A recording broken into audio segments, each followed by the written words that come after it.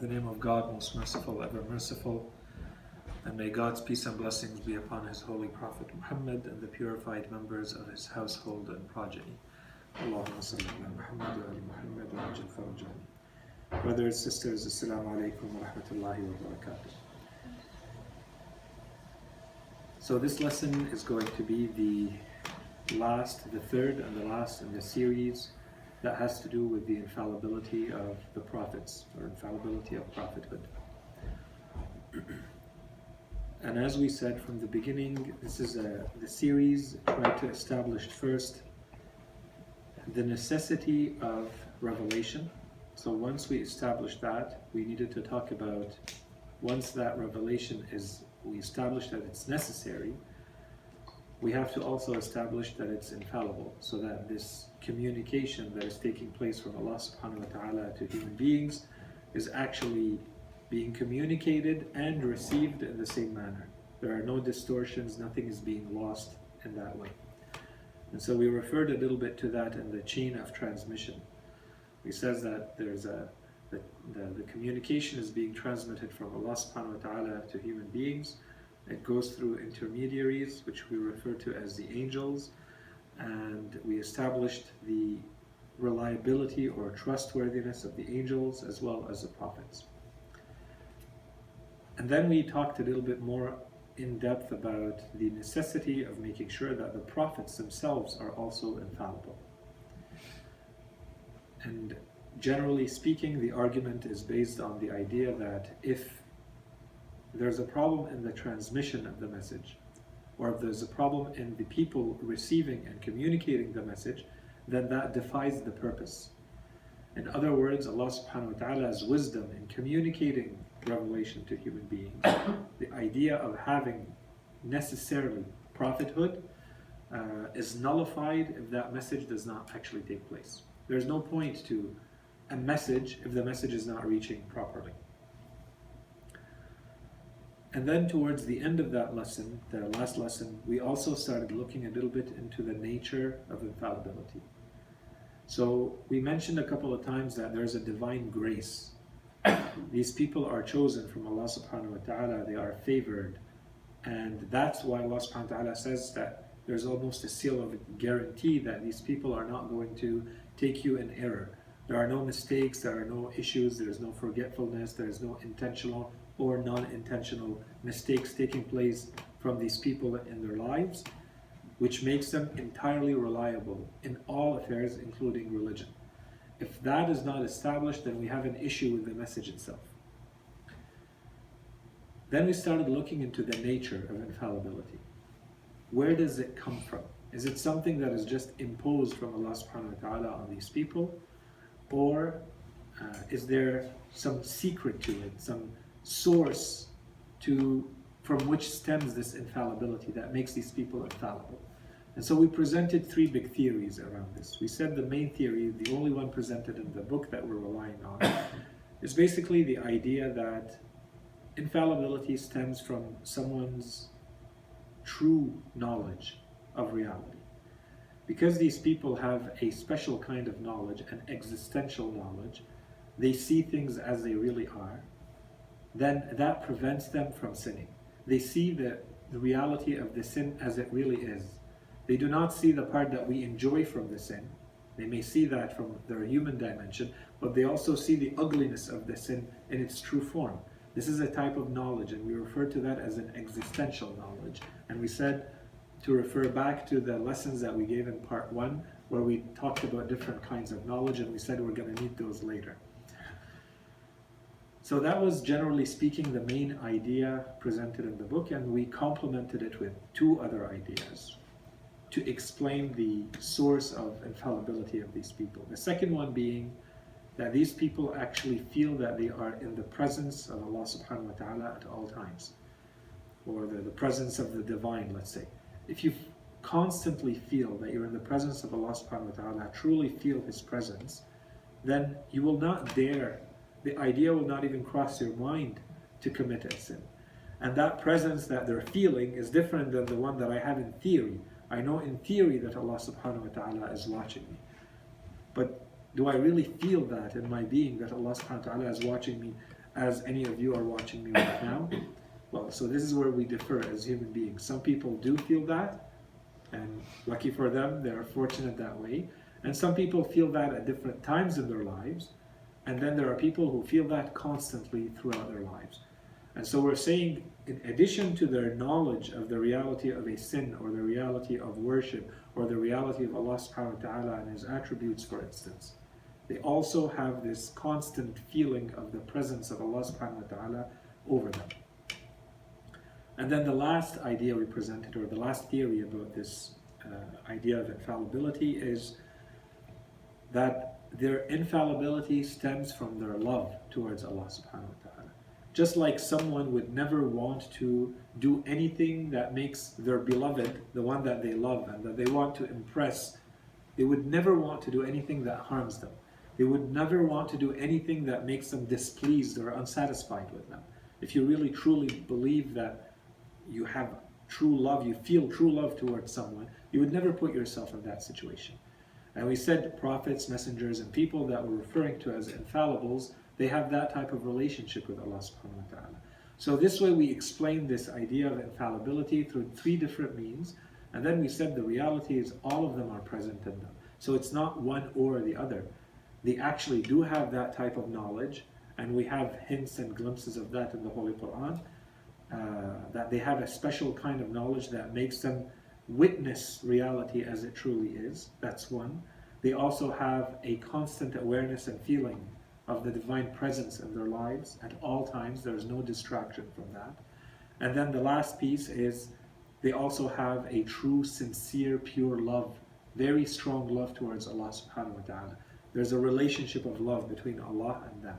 So yes, Allah subhanahu wa ta'ala loves them, but they also love Allah subhanahu wa ta'ala, which prevents them from even thinking of doing anything that would displease Allah subhanahu wa ta'ala with them. So this is going to be our segue, our transition into today's lesson. So today's lesson is supposed to be about the objections that one may raise against this idea based on what they may know about scriptures, specifically the Holy Quran. So as we said, we haven't really talked about the Holy Quran and that it is a trustworthy, reliable source of revelation. This is the Word of God. We're not there yet. This will come. But this is to complete this theme of infallibility. So we explained it, we talked about it from a rational perspective, we talked a little bit about it from a narration, also from the hadith, from the ruwayat and the hadith. And now we want to add, to close the loop on this topic of infallibility, we want to talk about some of the instances in the Holy Quran where one may feel, when they're reading these verses at face value, that these verses are contradicting, are going against this infallibility that we try to establish. So even though we have some good rational proofs and we supported them with some narrational scriptural proofs that the prophets are infallible, the revelation is infallible, we also run into these verses in the Holy Quran that seem to go against what we just said, specifically with regards to this or that prophet. So before we get into the lesson, this is a very big topic, once again. In fact, entire books have been written about this topic of the infallibility, the immaculate nature of the prophets. And going through the verses of the Holy Quran and going through the narrations from the Holy Prophet and the Imams to see are these narrations and are these verses of the Quran contradicting the infallibility of the prophets or not? And if not, then how do we explain, how do we interpret, how do we understand these verses of the Holy Quran that seem to contradict infallibility? So obviously in this one lesson, there is no way for us to go through these dozens of verses.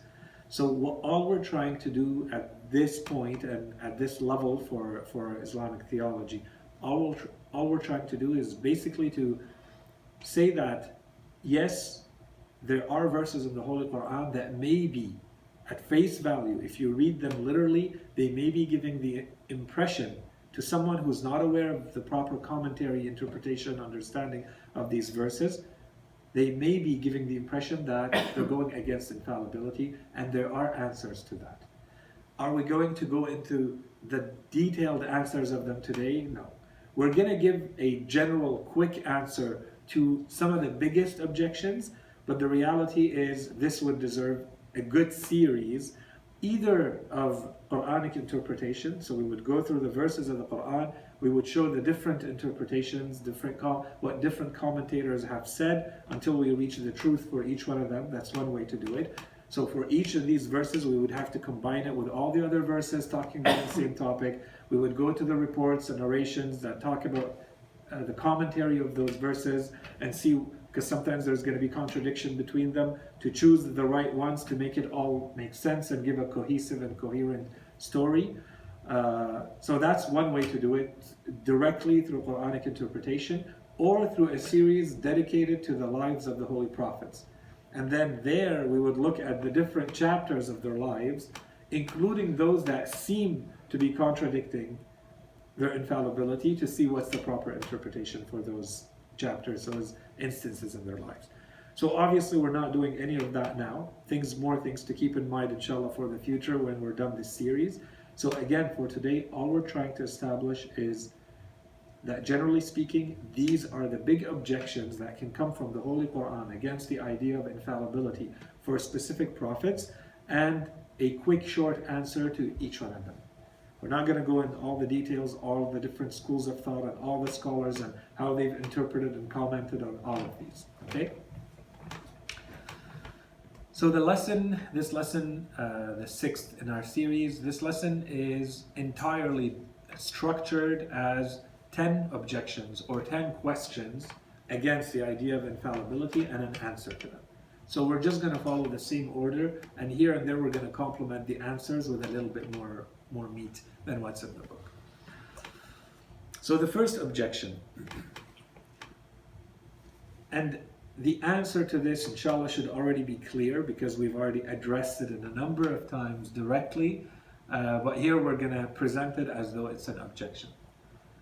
So if we go back to this idea of infallibility, we said that for someone to be infallible, there's a part that they're taking upon themselves, which is they are deciding to make the right choices and be as infallible as they can be.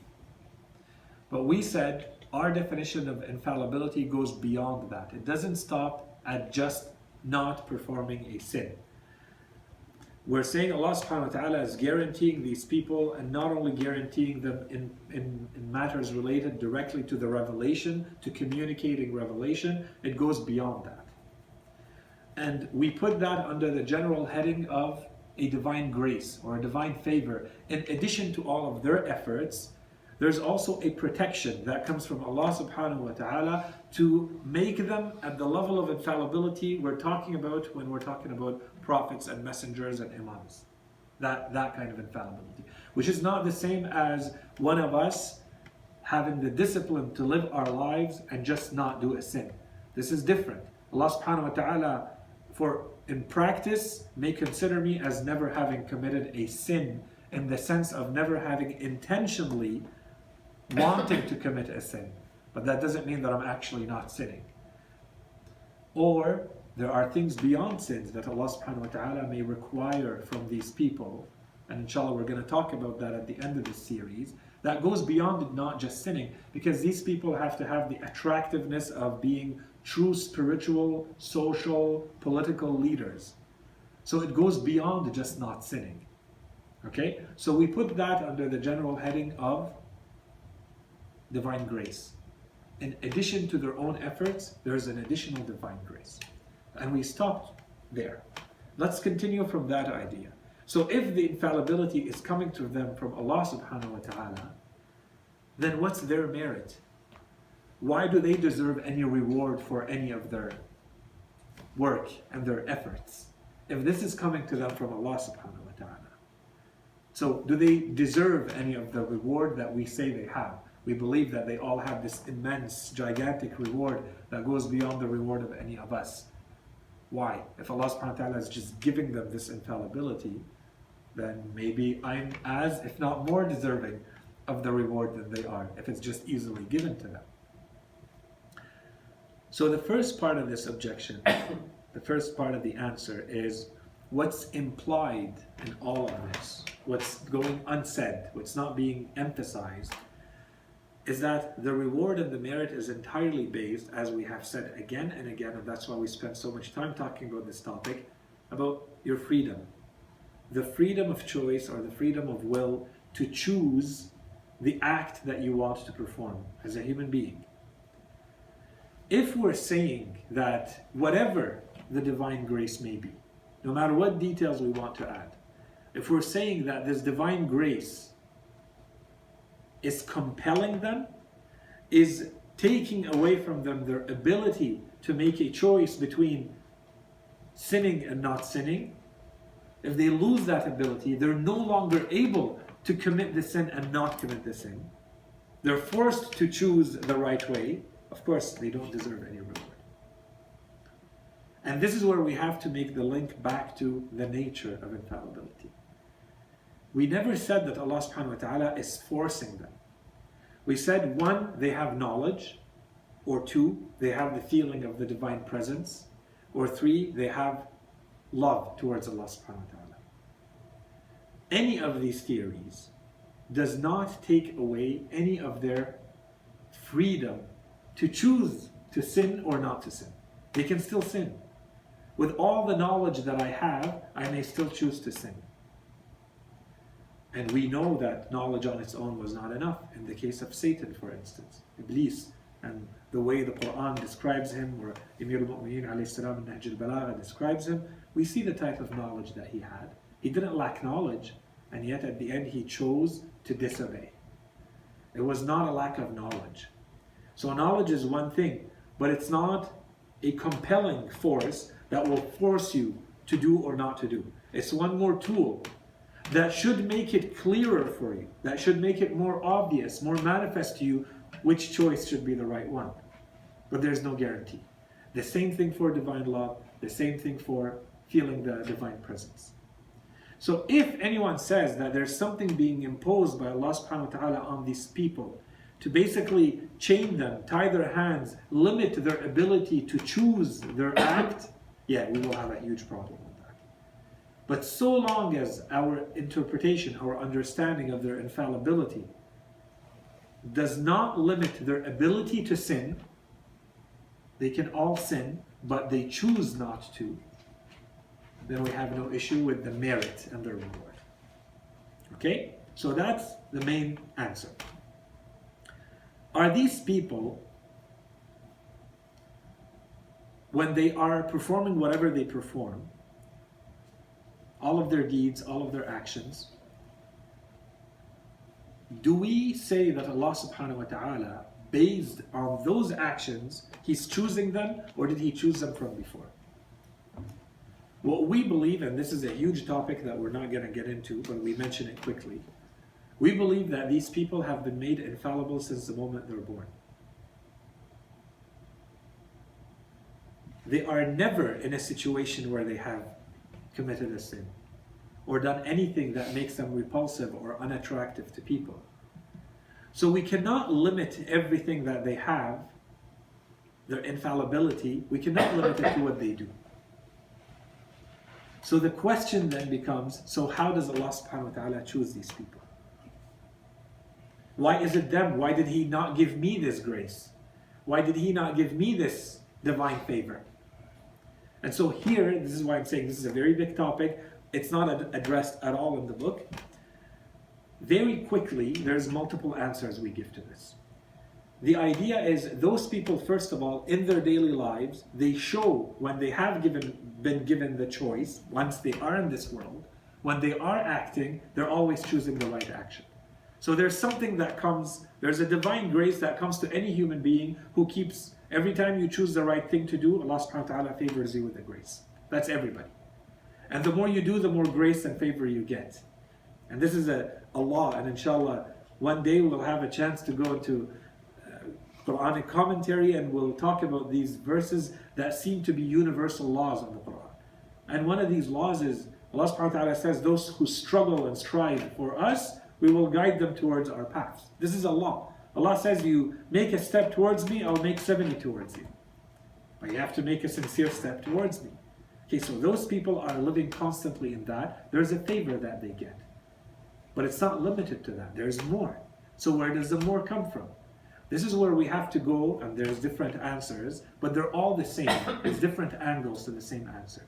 We can say it's based on the infinite and eternal knowledge of Allah subhanahu wa ta'ala, that He knows that no matter what situation He will put them in, He knows what they will choose. He looked at all of His creation, and He gave them free will, and based on His knowledge, He knew who will choose what depending on which context He put them in. And those who will always choose the right, He made them the infallible ones, and He gave them that divine grace, so they carry His message to the others. And to that we add, if we go into the narrations, we see that those people were also tested in worlds before this world. And they were the ones who passed those tests better than anyone else. And they proved their worth. And there are verses in the Holy Quran that hint to that, but perhaps not very directly. So inshallah one day we'll talk more about that, but that's a whole topic on its own. All that to say, we do not believe, because some may believe that, we do not believe that Allah subhanahu wa ta'ala chooses these people randomly. It's not a random choice, that it could have been him or her, but Allah subhanahu wa ta'ala chose this person instead. No, there are criteria, and those people got it based on a merit. The question is, what requires a little bit of investigation is, where did that merit come from? Where were they able to demonstrate that merit? That's it. But we believe that there is a merit. It's not random. Okay. Another point that is very important. We're not, when we say that these people have been given, to make it one more link to things that we said in part 1, we're saying that these people have been given an infallibility. There's a link to be made there between divine will or causality, as we refer to it in part 1, and what these people are doing. And this applies to everyone, not just them. So someone may come and say, well, does it mean that Allah subhanahu wa ta'ala is imposing His will on these people? No. So now we're looking at it from the power of Allah and the will of Allah subhanahu wa ta'ala. What we said there, so this is a quick reminder. We said there's a difference between what we called horizontal causality. So you have competing causes for the same outcome. It's either this or that cause that results in something, and we'll give an example. Or we say there's a vertical causality. So while there's something that causes something else, its power is coming from something above it. But there's no contradiction. There's no competition between these causes. For me to turn, let's say for me to write, or to turn a key, or to write something, yes, I could say my hand is writing, I could say the pen is writing, I could say my arm is writing, or I could say I am writing, because my hand is not moving on its own. Right? There's a causality here. There's a chain.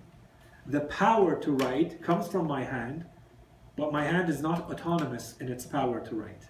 That power comes from me. I move my hand, that moves the pen, that makes the writing. This is only to talk about, I'm not saying that this is imposed on us that way. I'm only talking about where the power comes from, the causality of the outcome. In the case of the ma'soom, in the case of the infallible, we all agree that everything is happening through the will of Allah, through the power of Allah. There's no issue there. But the issue is it a vertical or horizontal causality? So is it Allah subhanahu wa ta'ala directly creating their action, imposing their action? There's them and there's Allah, and Allah chooses what they do? Or is their choice aligned with what Allah subhanahu wa ta'ala gave them as power, but at the end they are still the ones choosing? So this was the link to vertical and horizontal causality that we talked about in part 1. So if you want the details, go back to, we talked at length about causality there. So go back to review that part.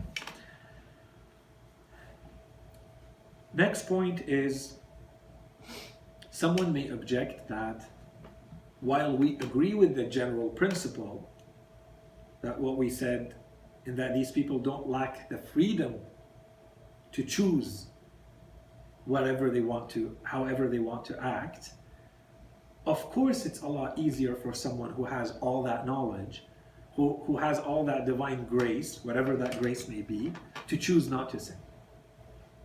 Of course it's easier for them. The whole point of us sitting here discussing this is to acquire knowledge, to act properly afterwards. Someone who has more knowledge, and we're not even talking about that kind of knowledge for them, but someone who has more knowledge, of course it's easier, it's more evident, it's more obvious for them how they're supposed to act. So how can we say that it's still fair that those people, although they are getting more divine knowledge from Allah subhanahu wa ta'ala, it's still fair and they're on equal footing with everybody else, in that they have a freedom to choose, just like I have a freedom to choose? No. So we recognize an answer to this. We recognize that it's easier when you have the proper knowledge. But the proper knowledge, one, on its own, is not going to compel you to do or not to do. It's just one more thing. One. It's one more tool, one more means. As we said, remember the case of Satan. And two, point two here, very important, knowledge or whatever divine favor, divine grace we get, they get, anyone gets, equals responsibility. Allah subhanahu wa ta'ala, when He bestows a favor, it comes with an additional responsibility. So while these people have more knowledge, they also have more responsibility. And this applies to any of us. And we have even hints of that in our practical lives. We even have hints of that when the Imams tell their followers, you are our Shia, we expect you to behave in a certain way. So you have received the divine favor of being our followers, but this comes with an additional responsibility. You have been given an additional knowledge, but then you have more responsibility that comes with it. And that's why our scholars of ethics and morals, they always say, every knowledge on its own, of course, it's a huge blessing. But it becomes a burden on you if you do nothing with it. Every piece of knowledge that you acquire becomes a responsibility. What do you do with that knowledge? It's not just a matter of accumulating knowledge. So in the case of these people, these infallibles, yes, they do have more knowledge. And so it should be more evident, more obvious to them how they should conduct themselves. But it also comes with a lot of responsibility. And this, again, we can find traces of it in the Holy Quran. For instance, some of the verses in Surah Al-Ahzab that talk to the wives of the Prophet, and it tells them, those of you who are going to do good, we're going to give them double the reward. And those of you who are going to do bad, we're going to give them double the punishment. Okay, how is that fair? So we see Allah subhanahu wa ta'ala does not use the same scale for everyone. There's an additional responsibility because of the knowledge you have, because of who you are and what status and what position you carry. There's an additional responsibility. It's not only a benefit, it's not only a privilege. This privilege that you have of being in this position also comes with an additional responsibility. That means that your punishment is going to be doubled, but your reward may also be doubled. You choose. So at the end, it's fair for everyone. Based on your level of ignorance or knowledge, Allah subhanahu wa ta'ala is also going to give you, rate you and assess you and evaluate you and judge you based on that responsibility that comes with that level of knowledge. Yeah, and of course here there's many narrations that mention, for instance, that Allah subhanahu wa ta'ala is going to forgive the sin of the person who is ignorant, who does not have knowledge, 70 times before He forgives the sin of someone who has knowledge, someone who is a alim or a scholar, someone who is knowledgeable. Right? So it gives you, on the one side, so this is to understand the responsibility part, because there are countless other narrations that also give you the merits of someone who has knowledge. So here we see, yeah, there is a merit, there is a privilege once you carry that knowledge. You are privileged, but it also comes with a responsibility. The expectation from you, the standard for you is now different because you carry that knowledge. Okay, so that's the first objection. Second objection. If we go through some of the verses of the Quran, not many, but if we go through the supplications, the invocations of the infallibles, the Holy Prophet has many of them and all of our Imams have many of them. we see that they are constantly asking for Allah subhanahu wa ta'ala's forgiveness. They ask Allah subhanahu wa ta'ala to pardon them, to forgive all of their sins, again and again. So the objection here is, these people are openly admitting to sinning. And they're asking Allah subhanahu wa ta'ala to forgive their sins. So how can you come and say that these people are infallible when they are openly saying, "Oh Allah, forgive my sins, forgive my shortcomings, forgive my mistakes." Right? And if we go through Dua Kumayl, we go through Dua Abu Hamza al-Thamali, all the invocations, supplications of Imam Sajjad, Imam Hussein alayhi salam, and we see many, many instances of this. So what's the answer? The answer given in the book is only one. Very well packaged paragraph, and the whole thing is summarized quickly. Based on everything we have said until now, it should have become clear that these people are at a completely different rank and a completely different worldview than we are. So what we may consider normal behavior to them is absolutely unforgivable. If we go back to the way we explained infallibility, one of the explanations we gave is this constant feeling of the presence of the divine.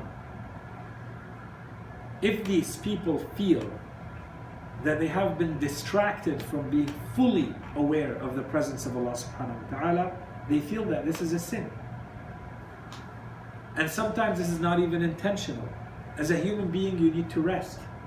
As a human being, you also have your personal affairs. You have to take care of yourself and your family and your animals and your house and.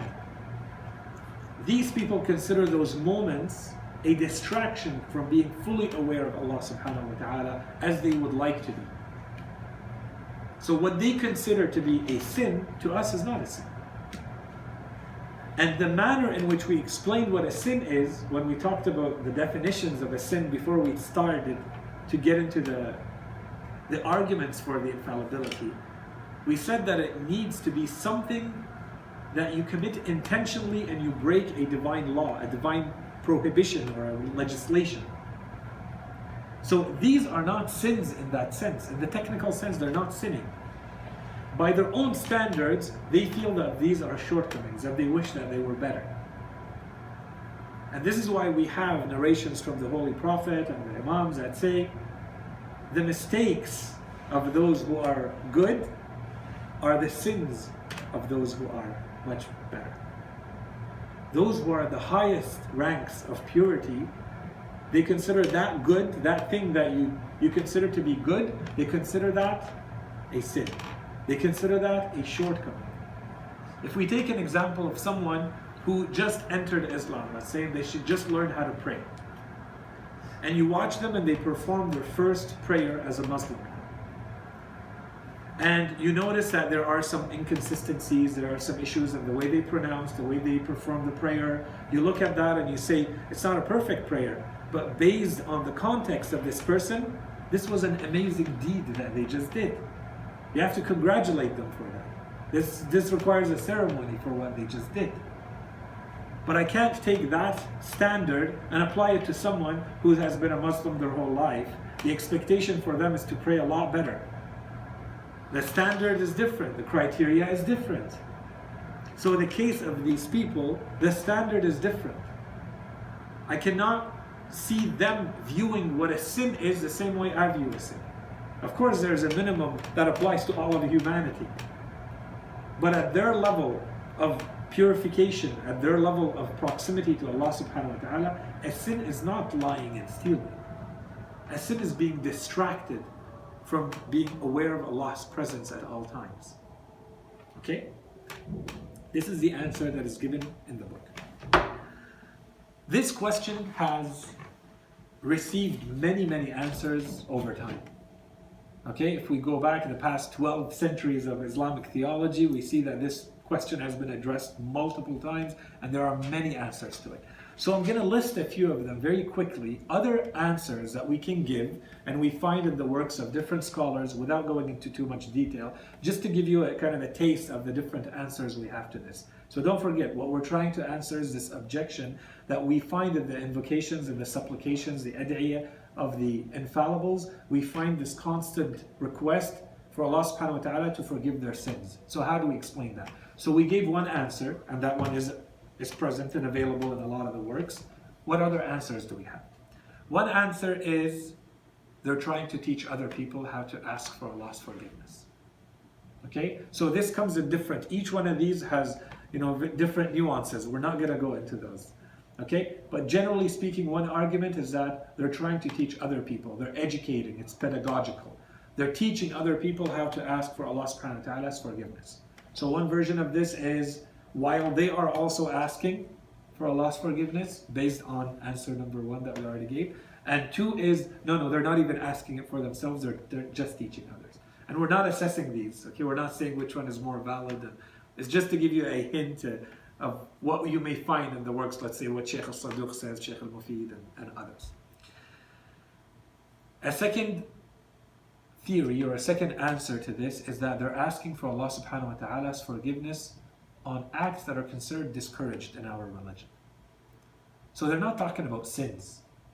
For instance, in our narrations, we have a simple discouraged act is not to perform a prayer while wearing black clothes. That's makruh. It's discouraged. So if it so happened that they had to perform a prayer in that kind of dressing, by their standards, this requires this kind of asking Allah subhanahu wa ta'ala's forgiveness. And don't forget, it's because of that proximity to Allah, the relationship they have, their love to Allah subhanahu wa ta'ala. So what we may consider simply makruh, we don't even need to mention it, it's not a haram, it's not a sin per se, it's not technically a sin. To them, all these makruh still require asking Allah subhanahu wa ta'ala's forgiveness. Okay, that's a second theory. A third theory is that, like everyone else, the devil is still going to try to whisper to them. Okay, so I'm using the same terminology you find in the books of theology. It's not that they would even think of actually doing the sin, but they are also exposed to this constant whispering, okay, of the evil. So they ask Allah subhanahu wa ta'ala's forgiveness from that. I don't even want the devil to come to me with that whisper. I wish it didn't come to me. So I'm seeking Allah's refuge from that. I want Him to protect me from even those whispers, even though it doesn't cross my mind to actually follow those whispers. Another theory here is that, and I'm not going to spend too much time on it, it's based a lot on the grammar or in rhetoric, they study this. They say that if you read the manner in which a lot of these are said, they're stated, there's a difference between a declarative and a performative sentence. Okay, jumla insha'iyya or jumla akhbariyya. Jumla akhbariyya in Arabic basically means it's a declarative sentence. And declarative sentence is, I state something about something, and it could be true or false. Okay, so as an example, I may come to you and I'll tell you, I sold you this book. So what goes to your mind, if it's a declarative sentence, is there's an event that happened in the past where I came and sold you a book. So this may be true and it may be false. It's a declaration. If this is a performative sentence, a normal example of a performative sentence is, hello my friend, I'm inviting you to my house. This is a performative sentence. There's no true or false to it. What there is to compel you, to have you, to incite you, motivate you to do something. Okay? So basically, it generates a condition for you to come to my house. But there's no truth or falsehood to what I'm saying. It's not like I'm saying I did something and it might have been true, or I may be lying. Or if I say salam alaikum. Okay, if I say salam to someone, this is a performative. It's not there is no, of course, it could be spun, it could be interpreted differently. Okay, but the general way people use it is it's a performative. It's not a declarative. They say these statements are performative. They're not saying I have sinned. What they're saying, they're using a figure of speech in a manner that basically means this is the humility with which I come before God. This is my modesty. This is me in front of God. I'm not saying I actually perform the sin. I'm saying I have to ask for Allah subhanahu wa ta'ala's forgiveness. And I want Allah subhanahu wa ta'ala's forgiveness to be given to me. But it doesn't necessarily mean that I've actually performed the sin.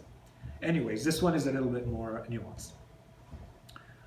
Another theory is that these people, these infallibles, are constantly, throughout their lives, are constantly improving spiritually.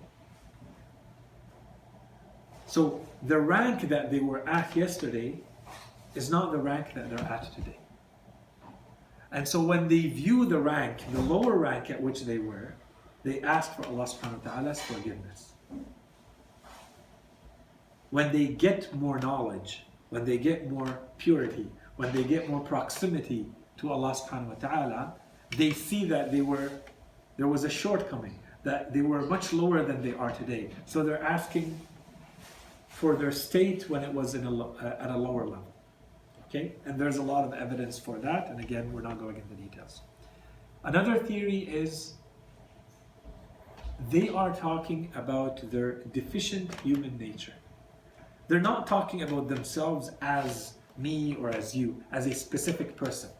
They're talking about this human nature that makes people constantly and always, eternally, in a state of deficiency towards Allah subhanahu wa ta'ala.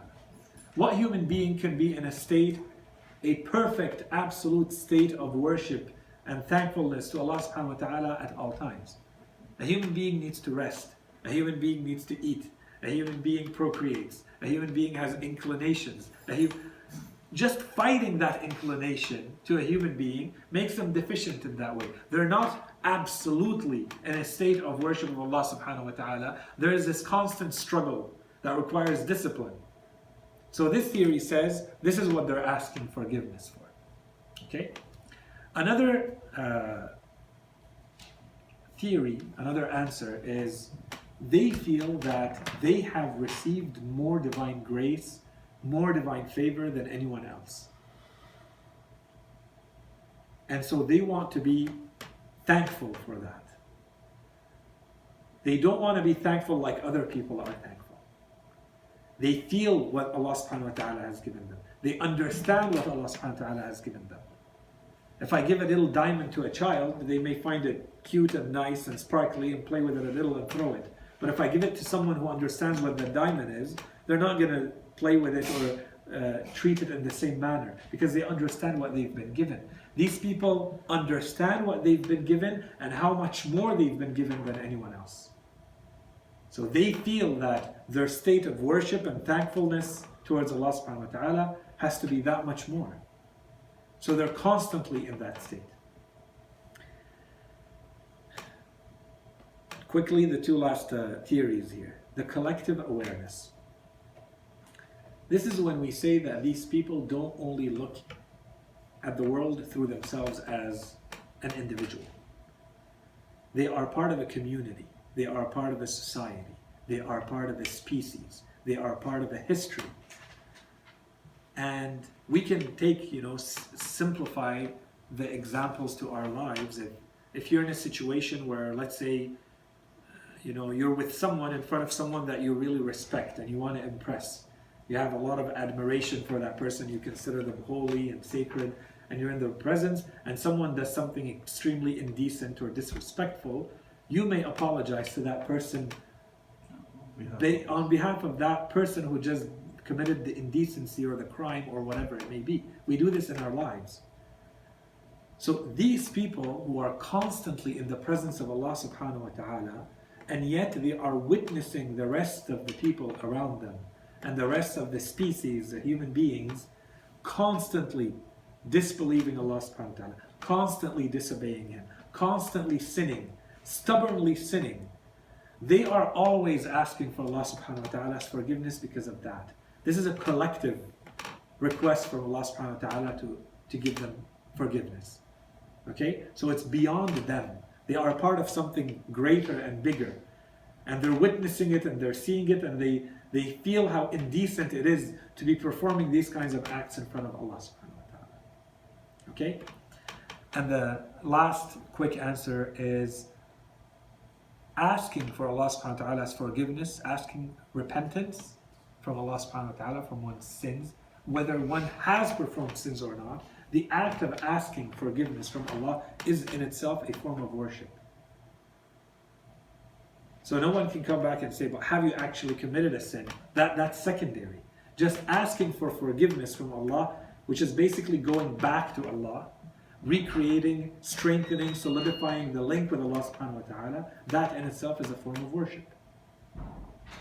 So it has nothing to do with proving or not proving that they actually committed the sin. So these are about 10 different theories or different answers related to this notion that how come do we find in the invocations and the supplications instances where the infallible is admitting to a sin and asking Allah subhanahu wa ta'ala to forgive that sin. Sayid? Yeah. So we only still have 5 minutes. So do you want to go into objection 3? Yeah, I'll cover as much as I can. Okay. Yeah. Okay. So objection 3 is, we said that Satan cannot deceive these people and make them commit sins. And then yet we find some verses in the Quran that seem to indicate that there are sins taking place. One such verse says, O children of Adam, let not the devil deceive you as he got your parents expelled from the garden. A second verse says, and mention our servant Ayub when he called upon his Lord, the devil has touched me with distress and suffering. The devil has touched me. Massani ash-shaytan. A third verse, and never did we send a messenger or prophet before you, but when he framed a desire, the devil threw into his desire. إِذَا تَمَنَّى أَلْقَى الشَّيْطَانُ فِي أُمْنِيَّتِهِ. Okay, so what do we do with these verses? Quick answer that applies to all these verses, and then we have to look at each one of them on its own. None of these verses are actually saying any of these prophets committed a sin. Okay, so that's a quick, short answer. Now we have to go into the verses themselves. So the first verse. What happened between Adam alayhi salam and in the garden? And there's a lot that can be said here. Okay, entire books have been written about this. The long story short is, Allah subhanahu wa ta'ala did not give Adam alayhi salam a legislative order not to eat the fruit of that tree. He gave him what we refer to, technically it's called Amr Irshadi, not Amr Mawlawi. So a good way to translate it is an advisory instruction or an advisory command versus a legislative command. What's the difference? If you go to the doctor and the doctor tells you, if you keep eating the kind of food that you're eating, you're going to end up with diabetes very soon. That's one. Someone else, a parent tells their child, do not eat this treat. Okay? There's a difference here. The doctor is not telling you eat or don't eat. The doctor is telling you, if you keep doing this, this is the consequence. I hope you listen to me and stop eating, but I'm not going to punish you. I'm giving you an advice. This is an advisory command, an advisory instruction. If you do this, there's going to be a consequence. And I explained that consequence to you. Okay? So it's an advice that I give you. I'm giving you good counsel. And this is different than giving a direct legislative command, order. Do, don't do. I didn't tell you eat or don't eat. I told you if you eat, this is what's going to happen. Okay? And so this is based on a lot of commentary of the Quran and narrations and. That's one. Two, and this goes along with it. Allah subhanahu wa ta'ala, right from the beginning, He said that I'm creating Adam alayhi salam, Prophet Adam, for the earth. I'm not creating him for the garden. When He told the angels, I'm creating a human being, I'm creating this entity, I'm creating a khalifa, a representative on earth. إِنِّي جَاعِلٌ فِي الْأَرْضِ خَلِيفَةً. I'm not creating one in the garden. This is where the earth, this is where the world is going to be a world of obligation, of religion, of commandments, of legislative prohibitions and restrictions and. The world in which Adam alayhi salam lived, the realm, the dimension, the reality that we call the Jannah, the garden, was not yet one of restrictions that we call a religion. It was not a world where religion applies yet. There's no legislation there. It's a different kind of reality. The garden, and that's why the commands only started to Adam after he came to earth. Allah subhanahu wa ta'ala gave him his commands and made him a prophet and said, this is your enemy, now you understand. So now this is your enemy. You have the experience of what he will do to you. Okay, now you're ready to embark on the journey for which I have created you, which is on earth. Okay? This is completely different than thinking there was a sin and the fall of man and which comes to us from the Old Testament and so on and so forth. The human being was created for earth. Allah subhanahu wa ta'ala told him, so eventually, no matter how things were going to spin, at the end the human beings was going to be put on earth to live his destiny, to live his life with a religion that comes through a prophethood and a revelation. Okay? So let me finish this and I'll come back to that. So the combination, the answer here is multifold. There's multiple angles to it. One of them is, what type of command was it? 1. 2, what kind of world was it? 3, and I'm not going to go too much into that right now, but 3 is, what actually happened between Adam and Satan that made Adam forget or made Adam sin, as the Quran says, and as will come in the next an objection for it. And we have in our narrations, and it's not mentioned in the book, but we have it. If we go back to the narrations, we have a clear, explicit statement from our Imams that tell us some of the details of what happened, including, for instance, that Satan came to Adam alayhi salam and swore by God. And the Imams tell us, Adam alayhi salam could not fathom that someone could swear by Allah subhanahu wa ta'ala in that world and lie. So when the devil said, I swear to you by Allah that if you eat from this tree you shall become eternal and this is good for you, the swear by Allah was enough for Adam to say, okay, well, he cannot be lying because he's swearing by Allah. In this world where we are in the divine presence, and this garden with the angels and these divine realities. Okay, so if we go back to the narrations, we add that into it. Of course, there's a lot more that we can say about the story of Adam alayhi salam. Generally speaking, to keep it very short, it's as though the Holy Quran is trying to tell us with that story why we are wired the way we are wired. And it gives us a synopsis of our destiny as humanity and our relationship with everything around us. Allah subhanahu wa ta'ala says, I have created this garden for you. But understand your relationship with me, your relationship with this garden, and your relationship with this devil. And there's a whole dynamic here. You understand this, then you get that. You don't, this happens. Now that you understood this, whatever that garden world was, this is your wiring. Now you've been wired. This is your instinct. You can embark on your journey as human beings now because you've gone through this and you've experienced it. Okay? You understand what evil is and what your enemy is and what he's trying to do to you. Now I'll take you and put you here. Now you're ready to embark on your journey. Okay? So that's the answer to the first one. All that to say, this is our scholars' answer, our commentators' answer to the general verses of the Quran that refer to Adam alayhi salam and sinning. It's not sinning in the sense that we have where he broke one of the divine commandments of Allah. Do this, don't do that, and he broke it. Not at all. We believe that it was an advisory command from Allah. Allah subhanahu wa ta'ala basically told him, if you eat from here, you're going to lose all of this blessing. You're going to find yourself in another world. And Adam alayhi salam ate from it.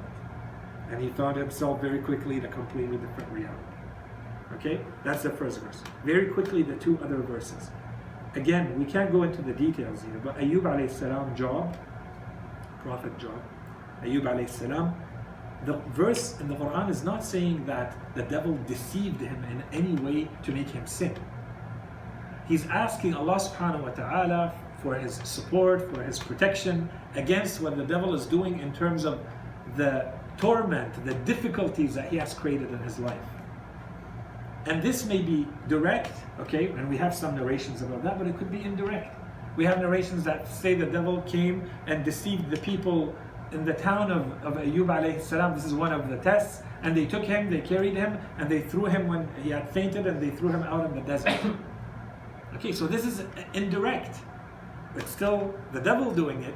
There's still a deception happening, but the deception is not causing a prophet to sin.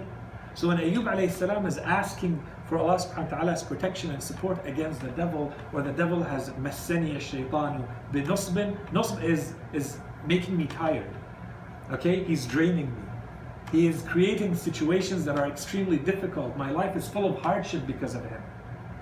It doesn't mean that I'm sinning. He's not admitting to sinning.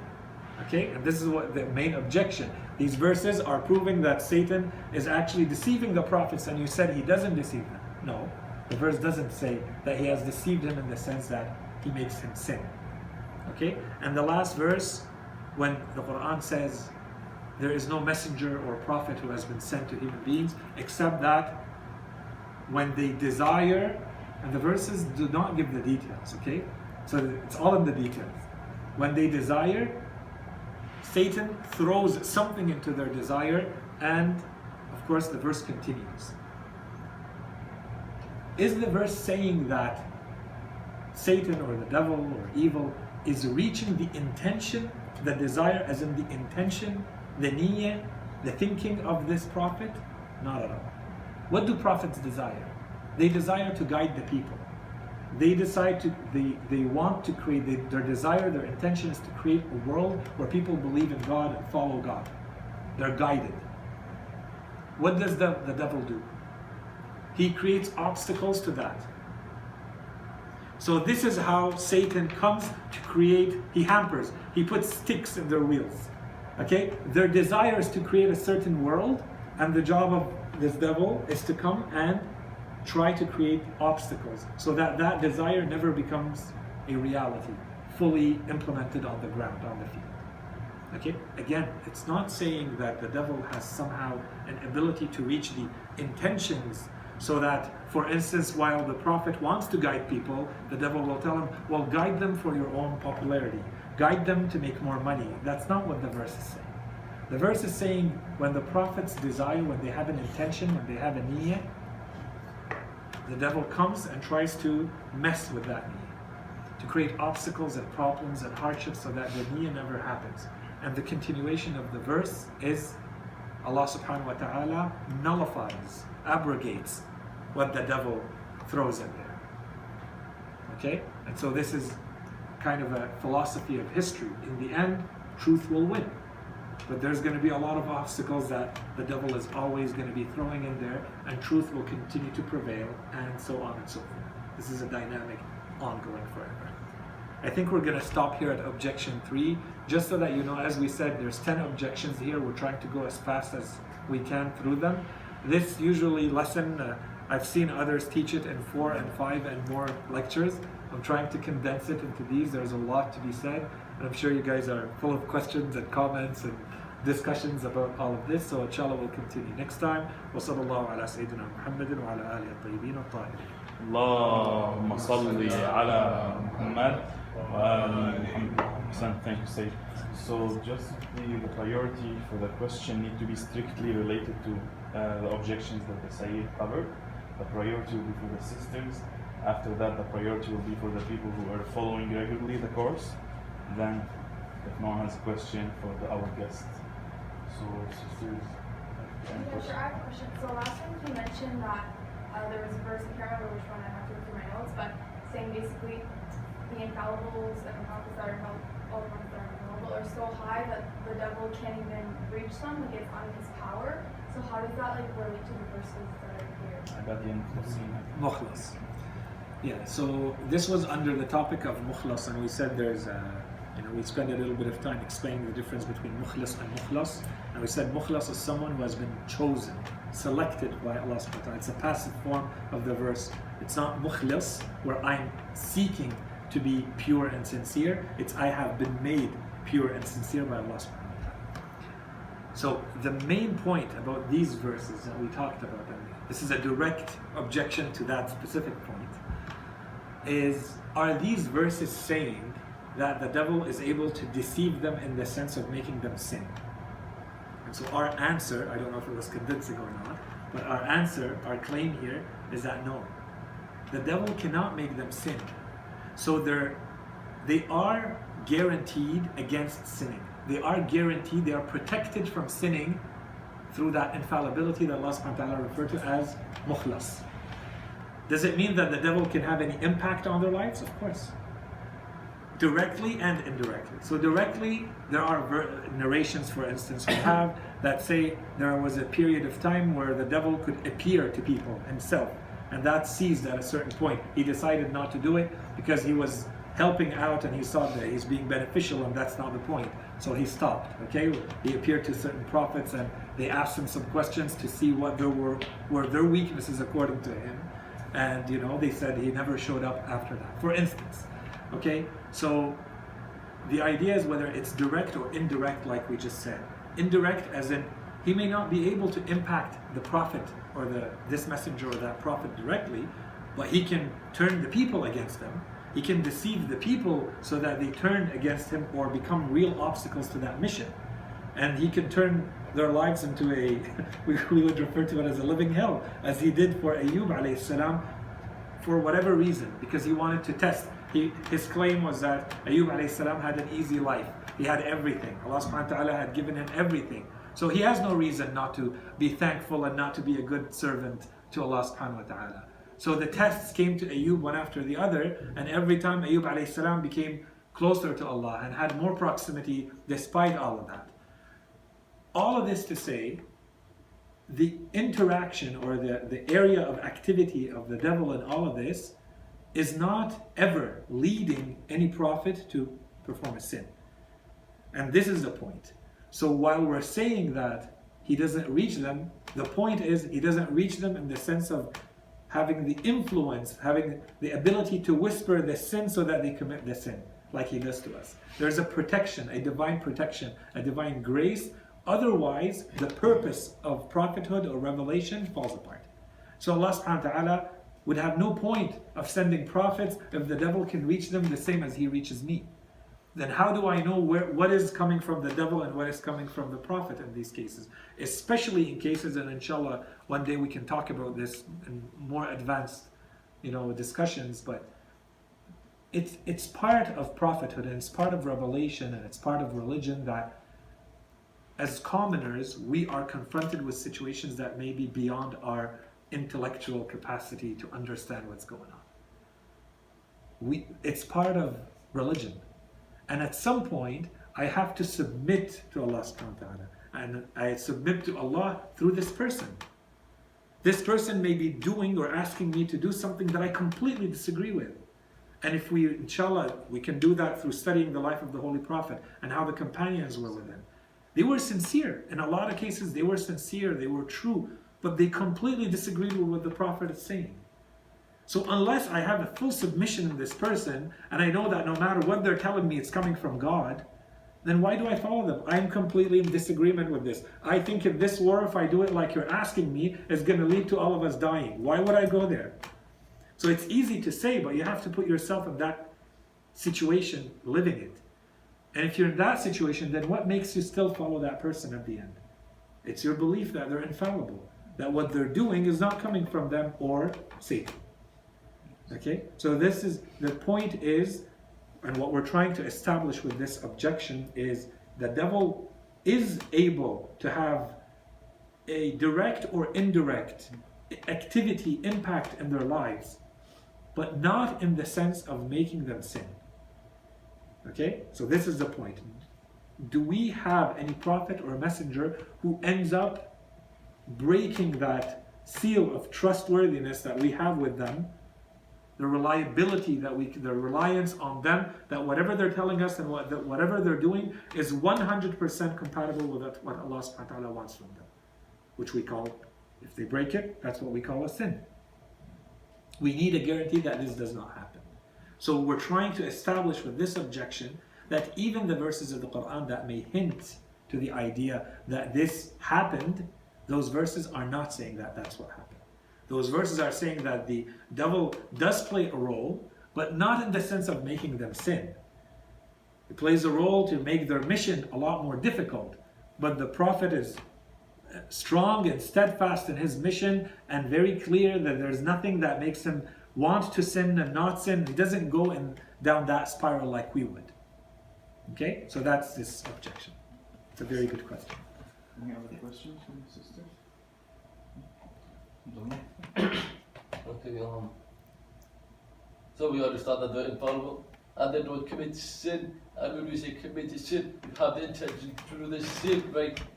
Otherwise it's not considered to be a sin, right? But what if a man came to one of the prophets and told him, drink this cup of water, but it turned out to be wine or alcohol, and the prophet drinks it?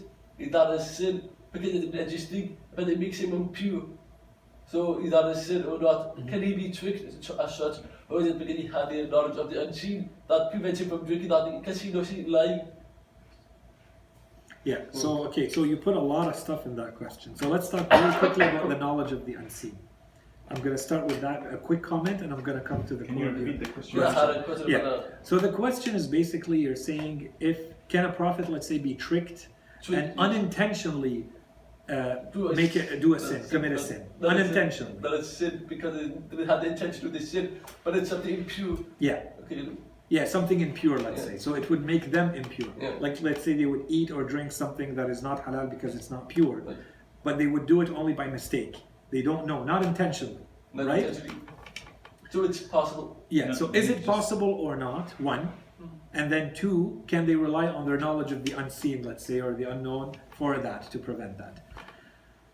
The knowledge of the unseen, generally speaking, very complex topic, but generally speaking, a prophet is not going to go there unless he has to. Not going to go to the So the knowledge of the unseen is not revealed to them 24/7 at all times, knowing 24/7. everything about everything. I thought it was something no for them. No. Not They access it not because they want Well, to they need or to. for their personal gain or their personal lives, because it has something to do with their mission.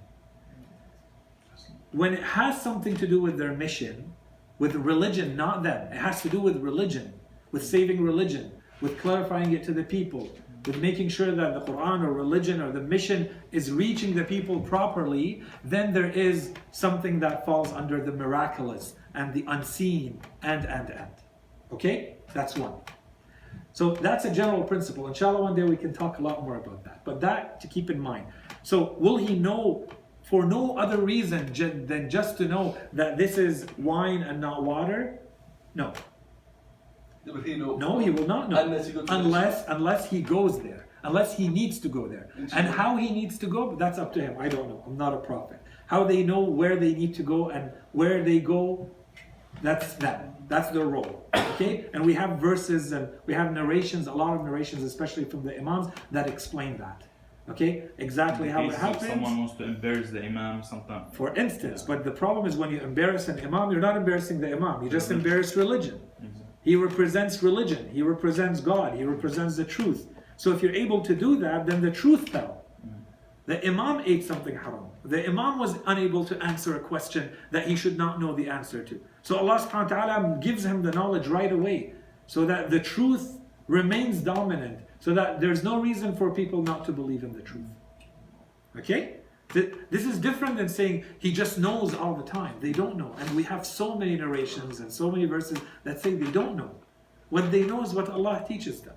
And then we have narrations from Imam Sadiq, Imam Baqir, Imam Sadiq. At some point he says, if someone goes behind the wall, I would not be able to tell if they're there or not. I don't know.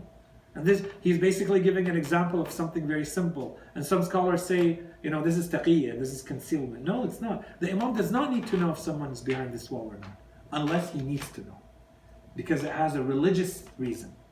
Then Allah subhanahu wa ta'ala will reveal to him. And in another narration, the Imam says, we hear it as though it's a bell in our ear. Okay, he tries to describe, he gives I don't know what that means. This is their reality, this is their world. Okay? So that aside now, can I trick them? Of course, in theory, I can trick them. There's nothing preventing them from being tricked. But they can be chosen to be, by Allah subhanahu wa ta'ala, He chose to protect them at this time and intervene right away. Exactly. And when this it's is... important, when it's necessary, Yeah. or when the prophets feel they have to access the unseen, because they feel that they might be a trick here and that will completely destroy the whole mission. Okay, I just wanted to follow up with the unseen thing quickly. Just so that it's clear to everybody the answer to this one, Allah subhanahu wa ta'ala, when we keep saying this divine grace that they have, that we call infallibility, that's why we said, we made a very clear distinction between intentional sinning and unintentional mistakes and sins. So we're saying, although it doesn't fall under the sin, we're saying in the case of the infallibles, what we believe, and we said even within the Shia there's different schools of thought, but the one that we're teaching here is that they will not even forget, they will not even make mistakes, they will intentionally or unintentionally. Because all of that leads to weakening the revelation, weakening the purpose of prophethood. So Allah subhanahu wa ta'ala, by His divine grace, and that's why I keep saying, however that may be, that person is going to know that this food is haram.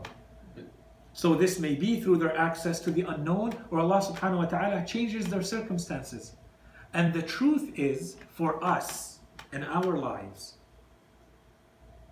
anyone who really spends a lot of time thinking about this, we should believe that this happens to us in our lives too. This is what we refer to commonly and simply as tawfiq. I didn't decide who my parents were. I didn't decide to be born at the time I was born.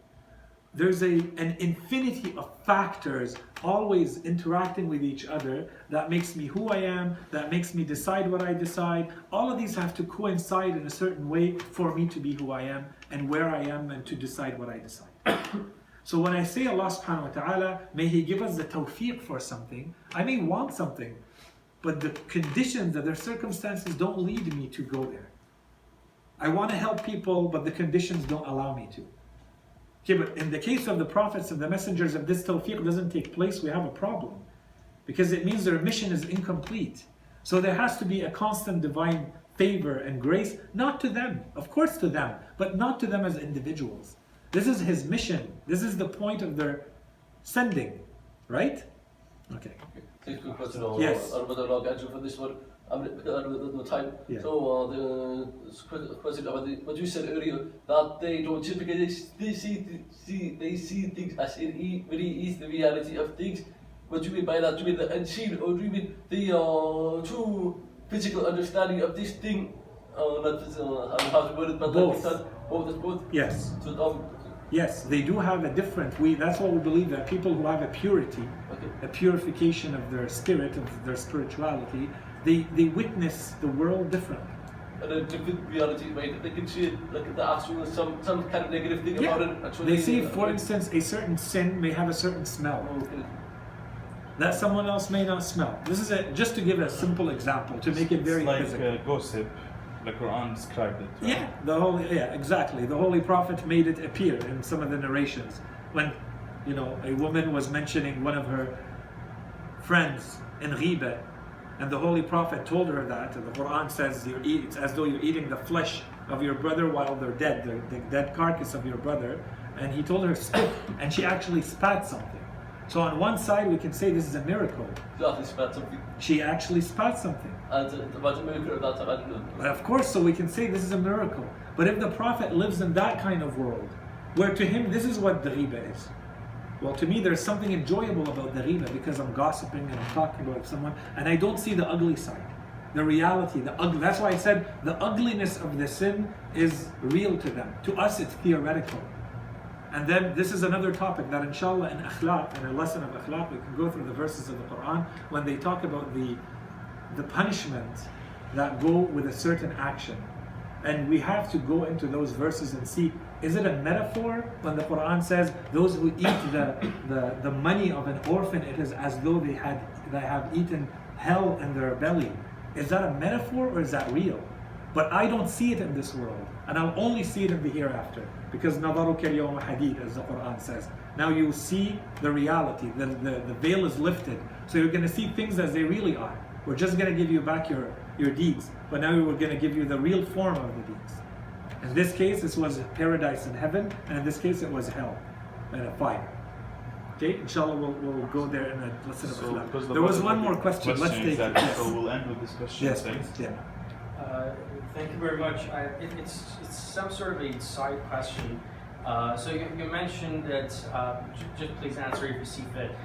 So you mentioned that Hazrat Adam were expelled from heaven to the earth, and he remembered with the experience that he had there, so now live your life here. My question is, would he remember what he experienced there, or was it necessary to remember, or God, like Allah subhanahu wa ta'ala, can just send the revelations, or here are the rules and commands that you have to follow on earth? So the question goes to how he, if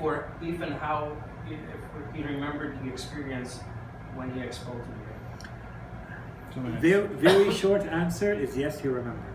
So if we go through some verses of the Quran, there's not a lot for that specific one, but clearly he remembered the experience. If you go to the narrations, there's a lot of narrations. The regret that he felt and how he asked for the forgiveness for what just happened shows us that he knew exactly what had happened and what he had lost by eating from that tree. Do I remember? No, I was not there.